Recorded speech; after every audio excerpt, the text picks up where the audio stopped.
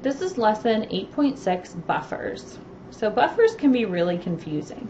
Buffers are the shock absorbers of the chemistry world.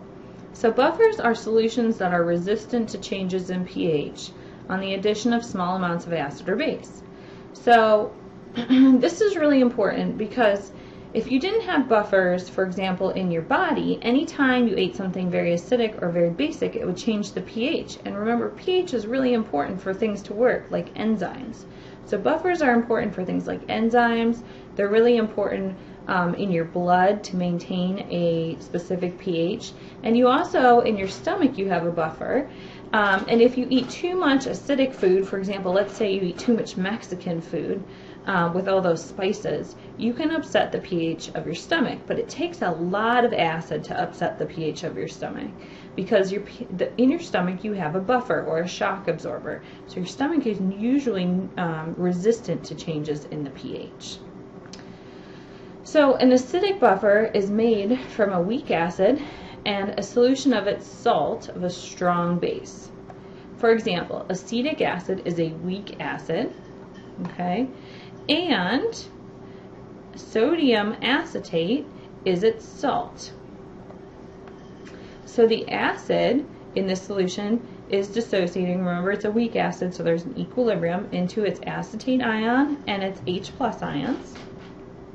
But it's a weak acid, so its equilibrium lies more to the left, meaning that there's more acetic acid than there is dissociated acid. Meanwhile, the salt, the sodium acetate, splits up into sodium ions and acetate ions. And remember that salts are fully dissociated in solution because this is an ionic compound, meaning that it dissolves in water. And so in our buffer we have acid, and we also have sodium and acetate ions. So we have both an acid and its conjugate base in this buffer solution. So if we add OH- to our buffer, the acid is going to react with it to neutralize it.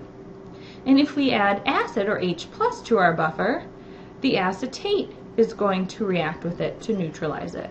So overall, we're going to have an acidic solution, but the pH won't change very much because if we add a base, again, the acid will neutralize it, and if we add an acid, this conjugate base will neutralize it. In a basic buffer, we have a weak base plus the salt of its strong acid. For example, here we have ammonia, which is a weak base, and we have ammonium chloride, it's salt. So again, we have this weak base, which is in equilibrium with ammonium and hydroxide ion.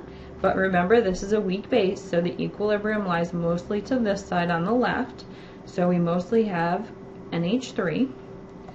And we also have ammonium chloride, which is ionic. So in water, it dissolves to form ammonium and chloride.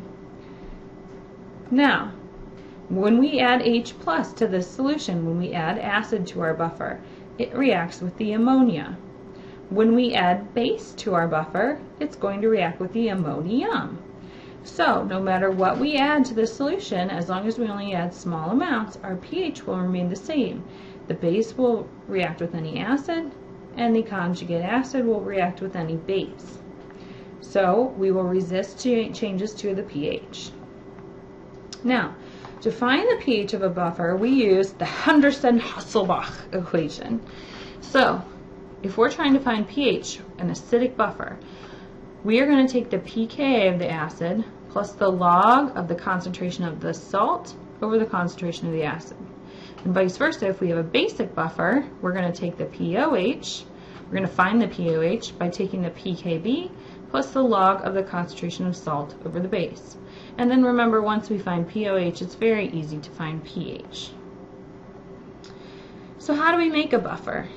The first step is we're going to start with a weak acid whose pKa is close to the required pH of the buffer. So if we want a buffer of pH 3, we need a weak acid whose pKa is close to that. Or if we want a basic buffer, one with a pH greater than 7, we're going to find a weak base with a pKb close to the pH that we want. Then we are going to react the acid or the base with enough strong base or strong acid so that 1/2 of that initial starting weak acid, weak base is converted into its salt.